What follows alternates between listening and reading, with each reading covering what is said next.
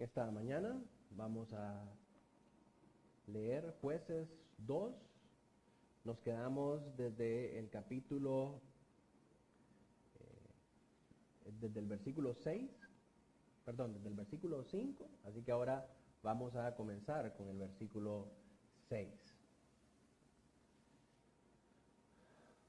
Terminamos el verso 5 viendo la reprimenda que hace Jehová por la desobediencia del pueblo de Israel. La siguiente sección que vamos a leer de este capítulo nos narra a nosotros la apostasía gradual de Israel. Y este relato comienza no con Israel levantándose un día y decidiendo de la nada hacer lo malo en automático, sino que es un proceso que no es inmediato, es un proceso que es gradual. Fue quizás un proceso que llevó 40 años, que es lo que dura una generación. La Biblia dice que anduvieron 40 años en el desierto y murió toda aquella generación perversa y de dura cerviz. Así que aquí nos encontramos nuevamente ante este relevo generacional o este cambio de generación, como cuando en la carrera de relevo se pasa la estafeta de un corredor a otro. El que hace el libro para introducirnos en este relato de esta siguiente generación, es decir, aquella generación que iba a suceder a la generación de la conquista, comienza recordando la muerte de Josué. No es que Josué se murió 2 veces, sino que es un recuento de la muerte de Josué, y el libro está recordándolo porque a partir de este momento fue el principio del fin para Israel. Y leemos en los versos del 6 al 10. Porque ya Josué había despedido al pueblo, y los hijos de Israel se habían ido cada uno a su heredad para poseerla. Verso 7. Y el pueblo había servido a Jehová todo el tiempo de Josué, y todo el tiempo de los ancianos que sobrevivieron a Josué, los cuales habían visto todas las grandes obras de Jehová, que él había hecho por Israel. Pero murió Josué, hijo de Nun, siervo de Jehová, siendo de 110 años. Y lo sepultaron en su heredad en Timnat Sera, en el monte de Efraín, al norte del monte de Gaas. Y toda aquella generación, escuche esto porque este verso es crucial. Dice, y toda aquella generación también fue reunida con sus padres. Y se levantó después de ellos otra generación que no conocía a Jehová, ni la obra que él había hecho por Israel. Así que, con esto en mente, oremos al Señor para que Él bendiga su palabra. Padre nuestro que estás en los cielos, venimos delante de ti en esta mañana, Señor, para pedirte que tu palabra hable a nuestros corazones. Bendice, Señor, este tiempo de predicación. Señor, que sea el mensaje de tu palabra el que traiga vida, el que traiga cambio, Señor, a nosotros. Padre, no permitas que seamos como esta generación que no te conoció y que abandonó, Señor, el culto a tu nombre. Señor, haznos volver a ti en esta mañana. Que tu palabra nos recuerde, Señor, que somos tuyos y que fuera de ti nada podemos hacer. Bendícenos, Señor, en este día. Padre Santo, que sea tu nombre glorificado en todo tiempo, que seas tú hablando a nuestros corazones. Quita de nosotros toda distracción, lleva cautivo todo pensamiento en la obediencia a Cristo Jesús. Líbrame, Señor, del error, dame claridad de pensamiento y de palabras, para poder predicar esta palabra, Señor, fielmente, de manera que mis hermanos puedan ser animados, puedan ser exhortados y puedan ser conducidos por tu Espíritu Santo, Señor, a buscar una mayor santidad y un mayor compromiso con la vida que tú demandas de ellos. En el nombre de Cristo Jesús, amén y amén. De manera que tenemos aquí 3 generaciones. La primera generación, la generación del desierto, que quedó tendida en el desierto. De todos los que salieron de Egipto, ninguno entró a Canaán, salvo Josué y Caleb, que fueron designados por Moisés para continuar con aquella labor para la que Dios les había llamado. Esa fue la primera generación. La segunda generación fue la generación de conquista, aquella que falló en reclamar la tierra de los cananeos al permitirles vivir en esa tierra y hacerlos tributarios de ellos. La generación de conquista falló en cumplir su propósito y conquistar la tierra, permitiendo a los cananeos quedarse con esas tierras todavía y lucrándose de la labor de los cananeos en lugar de ellos labrar aquella tierra. Y la tercera generación, esta que se levantó después y que conoció a Jehová, es la generación que ahora va a vivir en aquel Canaán con los cananeos, es decir, con los enemigos del pueblo de Dios, de vecinos. Y lo que nos narra en los siguientes versículos son 4 maneras en cómo una generación se aparta de Dios y 4 resultados directos que se derivan de su infidelidad para con Dios. Así que es mi intención esta mañana que nosotros podamos estudiar estas 4 acciones con estos 4 resultados para que podamos hacer todo lo que esté en nuestro alcance, para impedir que la siguiente generación se extravíe de los caminos del Señor y se vaya en pos de dioses ajenos como lo hizo Israel. Sin embargo, tenemos que saber que esto no es algo que está garantizado, pues al final nos dice Romanos 9:16 que no depende del que quiere ni del que corre, sino del que Dios tiene misericordia. Pero aun cuando los nuestros se perdieran, después de hacer todo lo que estuvo en nuestro haber por enseñarles el camino de la fe, su sangre no estará sobre nosotros, sino sobre ellos mismos. Y no por eso significa que nosotros debemos dejar de predicarles el Evangelio, sino todo lo contrario, debemos con mayor intensidad insistirles. El destino eterno es el infierno, sino para que de esa manera serán sus caminos y vivo y verdadero. Así que comencemos por estudiar cuáles son las cosas que hacen que una generación. Leeremos toda la porción y luego iremos detallando una por una. Leamos primero los versos del 11 al 13. Dice: después los hijos de Israel hicieron lo malo ante los ojos de Jehová y sirvieron a los Baales. Dejaron a Jehová, el Dios de sus padres, que los había sacado de la tierra de Egipto, y se fueron tras otros dioses, los dioses de los pueblos que estaban a sus alrededores, a los cuales adoraron y provocaron a ira a Jehová, y dejaron a Jehová y adoraron a Baal y a Astarot. En primer lugar, dice el verso 11, ante los ojos de Jehová. Dice: después los hijos de Israel hicieron lo malo ante los ojos de Jehová y sirvieron a los Baales. Quiero que note que lo que ellos consideraban que era bueno a sus ojos, era malo ante los ojos de Jehová.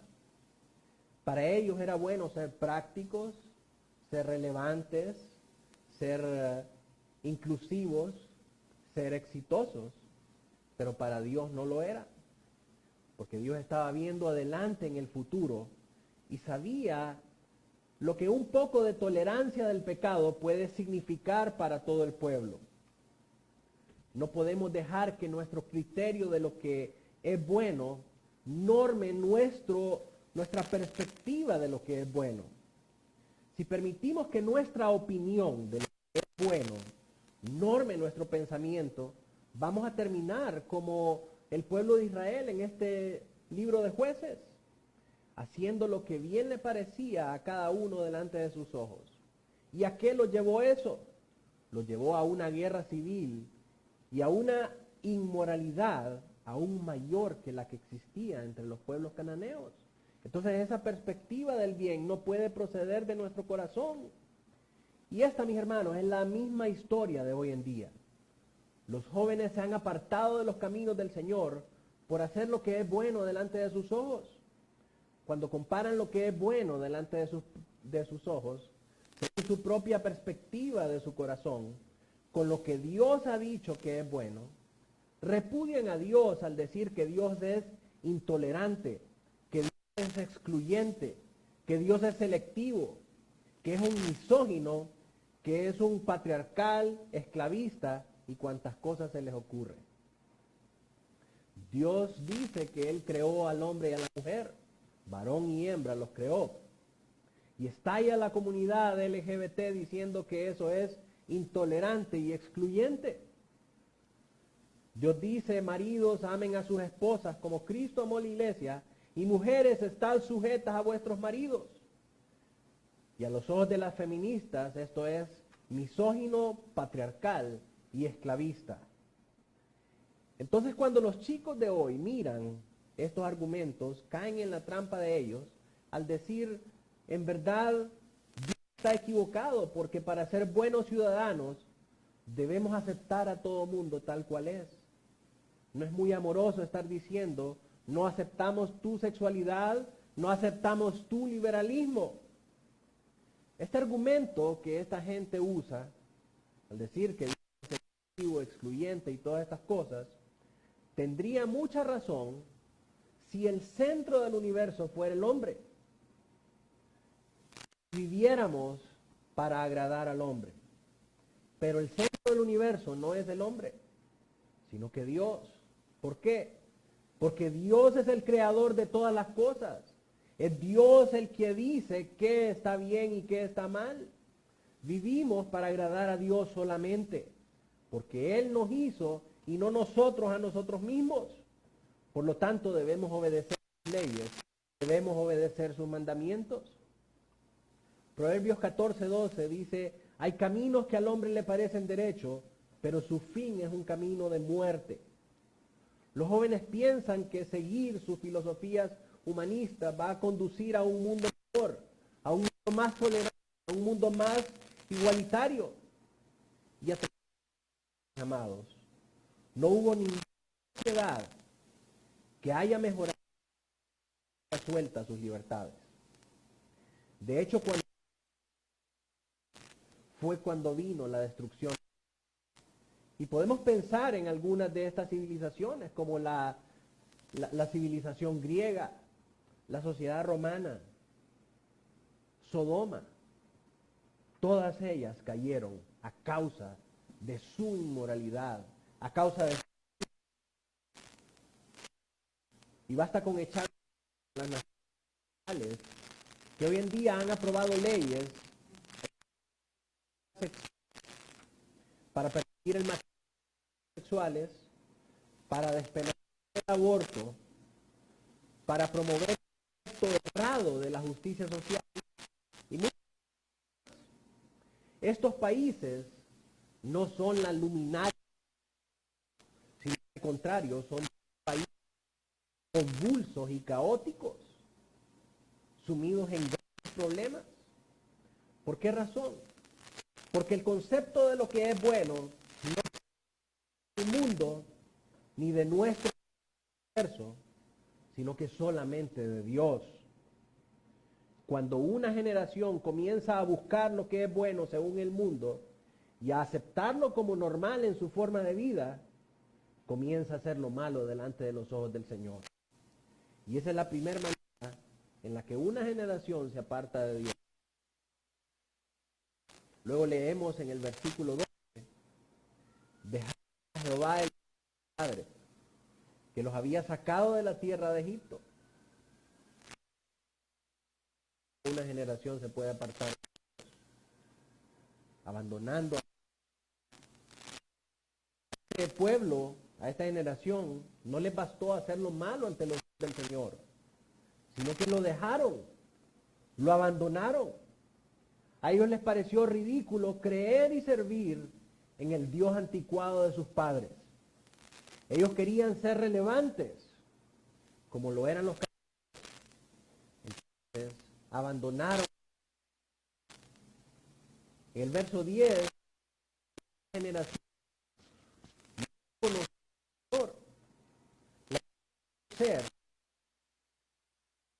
tener comunión con Él. Entonces, cuando ellos tener comunión con Dios. Y al no tener comunión con Dios significa que no le buscaron como consuelo en sus oraciones. No era su máxima esperanza de salvación. No le oraban a Él, le adoraban, sino que vivían su propia vida como que sin nada. Como que si Dios no existiera, como que si no debieran nada al Señor. Cuando solamente nuestra existencia, haciendo lo que es rutinario, hasta que nos... Este estilo de vida es sumamente triste. No teniendo ninguna esperanza futura, ni ningún propósito en la vida, más que nuestro propio deleite. Y aún así, vive perfectamente la vida de muchos jóvenes hoy en día. Una vida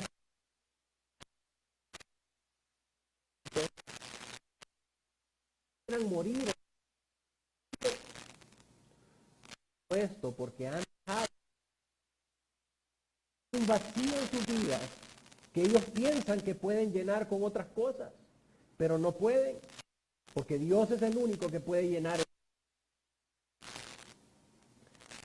Entregas a Él y le buscas de todo. Descubres por ti. Descubres tu propósito. Él te da una vida nueva, apartada de todas las cosas que te destruyen, y una vida que es eterna. Y muchas otras cosas hermosas por las que vale la pena vivir. Como por ejemplo, Él te da una familia de la fe. Hijos y hermanos en Cristo que te van a amar y que van a ayudarte a hacer más liviana tu carga, animándote a permanecer en los caminos de la fe. Pero esas cosas no pueden disfrutarse fuera de Dios. Fuera de Dios solo hay miseria y sufrimiento. Y lastimosamente, es así como escogen vivir muchas personas cuando se alejan de Dios. Una generación se pierde cuando deliberadamente abandona a Jehová para irse tras dioses ajenos y servirle. La segunda parte de este verso dice que se fueron tras otros dioses, los dioses de los pueblos que estaban en su, a los cuales adoraron y provocaron a ira a Jehová. O sea, abandonaron a Dios para reemplazarlo con otros dioses. Y alguien pudiera pensar que inaudito, ¿quién haría tal cosa? Sabiendo que todo se hizo por ellos, como Dios los rescató, las historias que sus padres contaban de lo que Dios había hecho por ellos. ¿Quién reemplazaría a un Dios que les ha demostrado poderosamente lo que Él haría por ellos? Sin embargo, nosotros también hacemos lo mismo que ellos. De manera consciente o inconsciente, siempre estamos sirviendo a otros dioses. ¿Qué son otros dioses? Pensemos en eso. ¿Qué son otros dioses? Otros dioses son cualquier otra cosa que esté antes de Jehová. No necesariamente tienen que ser estatuillas de madera o de piedra de talla. A veces esos dioses son del trabajo. Como cuando nunca tienes tiempo para Dios, solo para tu trabajo. Otras veces, esos dioses tienen forma de la universidad, como cuando nunca tienes tiempo para Dios, porque siempre tienes... Otras veces, esos tienen forma de tu familia, de tu auto. Dice que no puedo ir al auto porque el auto me está fallando. No tengo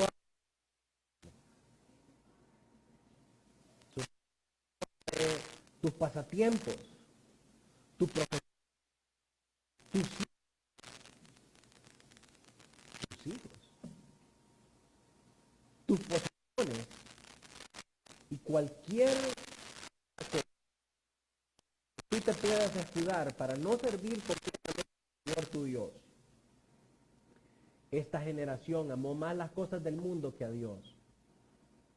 Y así fue como sirvieron a los dioses de esta tierra, que eran la fortuna, la disciplina, el amor, la sexualidad, el éxito y virtualmente cualquier otra cosa que los apartara de la adoración al Dios verdadero. La tercera manera en la que se pierde una generación es cuando ama las cosas de este mundo. Juan las describe: deseos de la carne, los deseos de los ojos y la vanagloria de la vida. Gente que actualmente no tiene tiempo para Dios porque está estudiando y estudiando y sacando más y más títulos, y ahora con la facilidad que hay de estudiar en línea, están acumulando títulos y títulos, y yo no digo que eso sea malo, pero es malo cuando estamos buscando ganarnos la vanagloria de la vida por encima de buscar servir a Dios. Cuando dejamos que estas cosas estén antes que Dios, nosotros estamos convirtiéndolas en dioses ajenos. Nunca tienen tiempo para Dios por estar buscando estas cosas. Y así es como se sirve a otros dioses en vez de Jehová, el Dios de sus padres. Luego el verso 13 dice: y dejaron a Jehová y adoraron a Baal y a Astarot. Escogieron adorar. Ellos buscaron entre sus dioses, entre todos los dioses que habían en esas tierras, y se decidieron por Baal y por Astarot. Y es impresionante ver en la historia del pueblo de Israel que siempre que buscaban otros dioses, terminaban su dios a Baal y a Astarot. Y a pesar de que había muchos otros dioses que son mencionados en la Biblia, como por ejemplo Dagón, que era el dios de los filisteos, Amón, Renfán, Acera, muchas deidades paganas que se mencionan aún en la Escritura, pero siempre terminaban por adorar a Baal y a Astarot. Y mientras estudiaba me preguntaba, ¿qué tienen Baal y Astarot que sean tan atractivos para el pueblo del Señor? Así que me di a la tarea de investigar de ellos y encontré que Baal y Astarot representan, por un lado, el Dios de los cielos, de quien proviene la lluvia y la fertilidad. Y por su parte, Astarot era la reina del cielo, una madre en los cielos con un carácter de benevolencia y encargada de cumplir las peticiones de sus seguidores, ganándoles favores con Baal. Baal era para los paganos el dios de los dioses, la más alta deidad en los cielos. Y ambos eran una representación del pensamiento secular que prevalecía en ese tiempo acerca de Dios. Muy similar al concepto de Dios y de la Virgen que tienen los católicos hoy en día.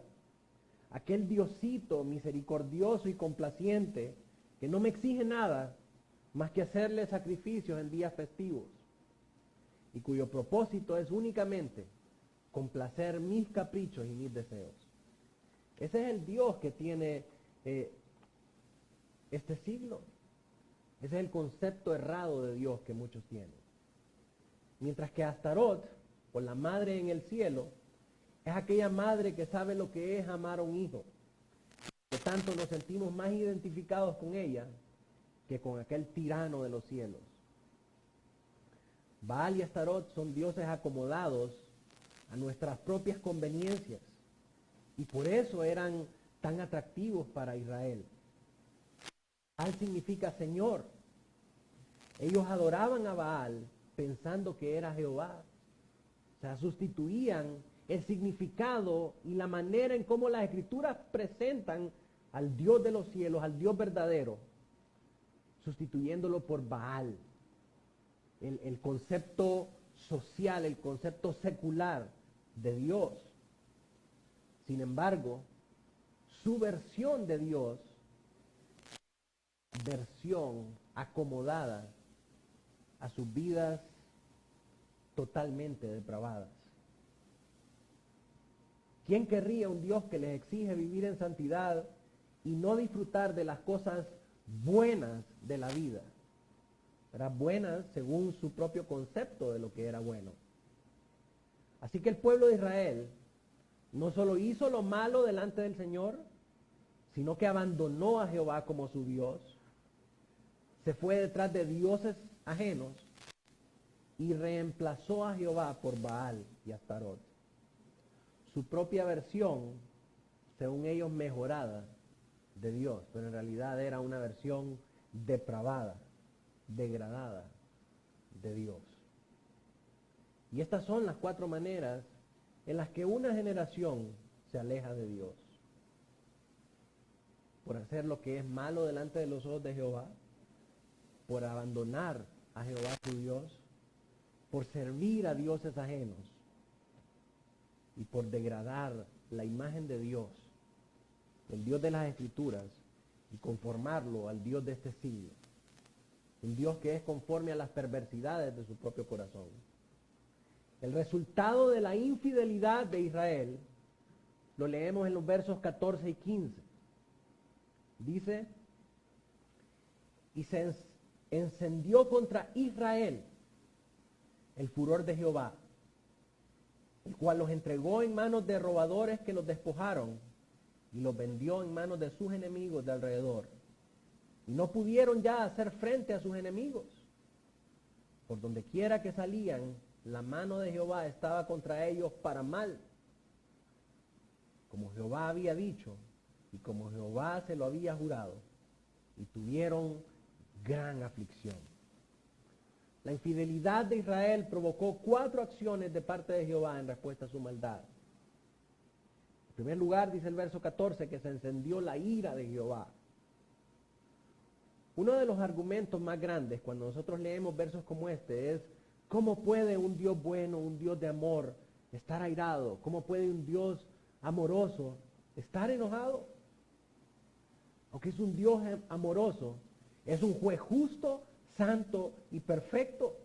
Y aun cuando se enciende su ira, Él demuestra estas cualidades, porque si se enoja, es contra el malvado y contra el perverso, no contra el justo. Díganme, ¿cómo no iba el Señor a estar enfurecido? Después de que los sacó con mano poderosa de Egipto, les dio todo lo que les prometió. Les dijo, les voy a dar a una tierra. Y les dio esa tierra. Actualmente, Israel sigue esperando la tierra prometida. Y todas las promesas que el Señor les había hecho, Él se las cumplió. Ya no hay nada. No hay nada que esperar más que su segunda venida, cuando venga a juzgar a vivos y muertos. Pero todo lo que Él les prometió, se los dio, se los cumplió. Y aún así, ellos lo cambiaron por Baal y Astarot. ¿Qué hicieron Baal y Astarot por ellos? Nada. Absolutamente nada. Así que ¿cómo no iba a estar enfurecido? Sin embargo, a pesar de que ellos provocaron la ira del Señor, Dios no los aniquila como debería.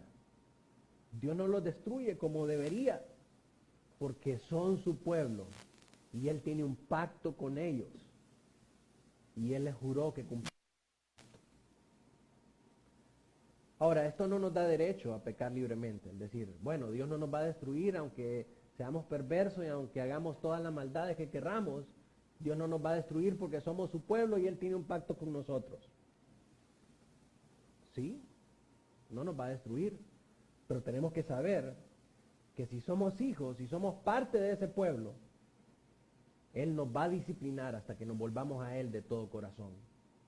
Y la manera en cómo Dios disciplina a su pueblo, nosotros la vemos a continuación en los siguientes versículos. Dice que, en primer lugar, Dios los entrega a sus enemigos. Dice, el cual los entregó en manos de robadores que los despojaron y los vendió en manos de sus enemigos de alrededor. En lugar de ser ellos amos y señores de la tierra, ahora aquellos que un día eran sus tributarios, los están despojando de la heredad que recibieron de Dios. Cuando encendemos la ira del Señor, Él nos entrega en manos de nuestros enemigos. ¿Quiénes son nuestros enemigos actualmente? Nuestras pasiones desordenadas y nuestros propios pecados.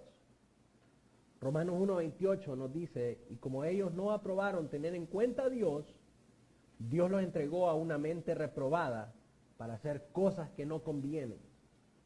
Esto es equivalente a que Dios nos entregue en manos de nuestros enemigos. Dios nos entrega a una mente reprobada que nos faculta para hacer cosas malas.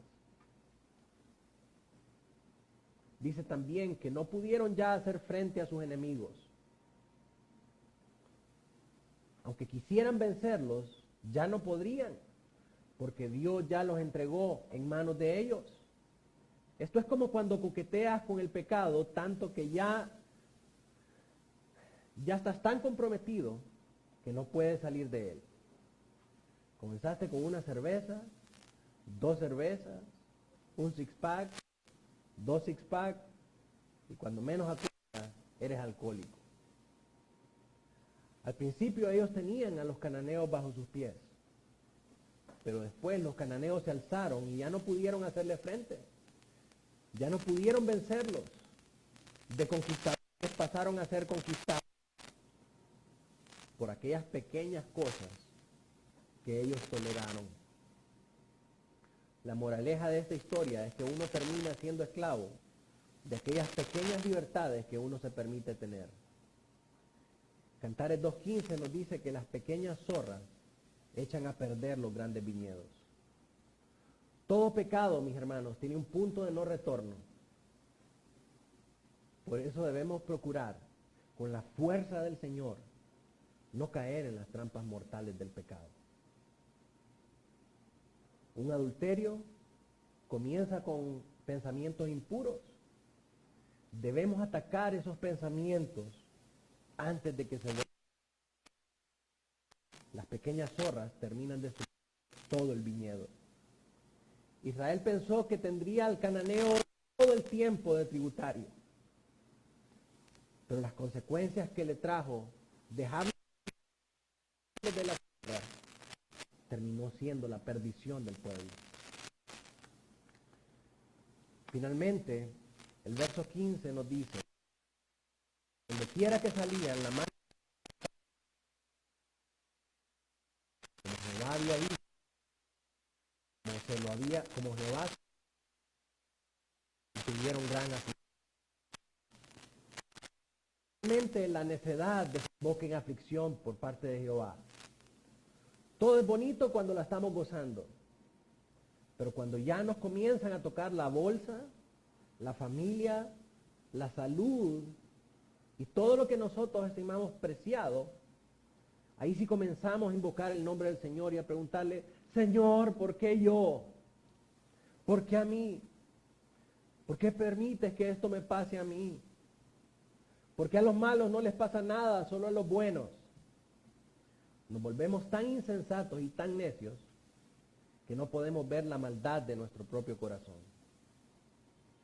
Sin embargo, Dios siempre está ahí dispuesto a perdonarnos y a recibirnos cuando nos arrepentimos de todo corazón. Mis amados, quiero hacer en esta mañana un llamado al arrepentimiento.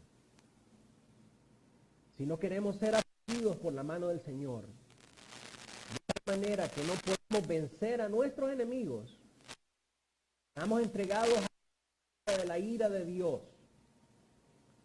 No hagamos lo malo delante de sus ojos. No dejemos de tener comunión con Él. No sirvamos a otros dioses antes que Él. Y no reduzcamos su grandeza y su poder al Dios de este siglo, el que únicamente está ahí para cumplir nuestros caprichos y anhelos. Si no queremos que nuestra generación sea parte de sus caminos y sufra la ira de Jehová, enseñémosles a tener la perspectiva correcta de lo que es bueno. Esta perspectiva es la palabra del Señor. Por tanto, enseñémosles su palabra. Mostrémosles cómo se les sirve al Señor con nuestra propia vida. no solo nos limitemos a decirle, nuestros hijos de nuestro ejemplo, no de nuestras palabras. Mostremos nuestras acciones. Como dice Charles, instruye en su camino, pero asegúrate que tú mismo estás caminando. Busquemos ser libres de los dioses de este mundo, para que nuestros hijos puedan imitar nuestro buen ejemplo y que no quieran abandonar a Dios, sustituyéndolo por cualquiera de estos dioses. De manera que cuando nosotros muramos, se pueda decir de ellos, hubo otra generación que amó a Jehová más que sus padres. En lugar de nunca lo conocieron. En nuestra próxima lección veremos cómo Dios muestra a este pueblo levantando jueces que los librarán de sus aflicciones. Póngase de pie, vamos a orar al Señor.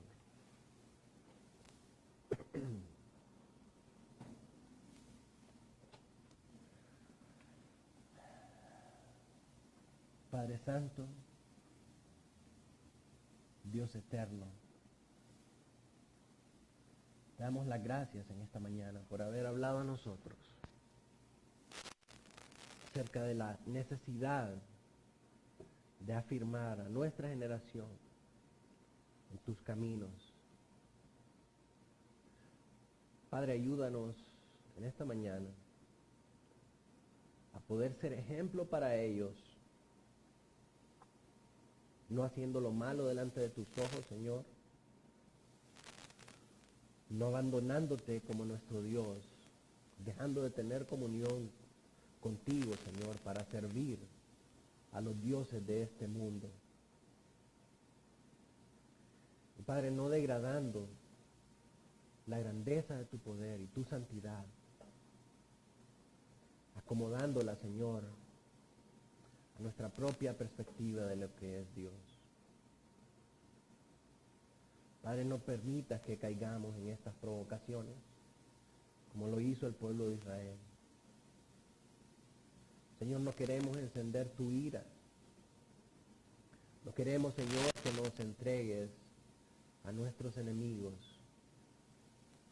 de modo, Señor, que no podamos hacerle frente.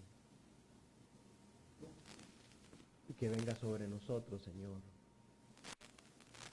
una gran prueba de aflicción. Nos arrepentimos ahora, Señor, como dijo el salmista, en polvo y en ceniza. Nos volvemos a ti, Señor. No solamente con nuestras palabras, Señor, sino con nuestras acciones. Ayúdanos a servirte y a buscarte, para que esta siguiente generación pueda conocerte también, Señor, a través de nuestras acciones, a través de nuestro testimonio, el testimonio de tu palabra,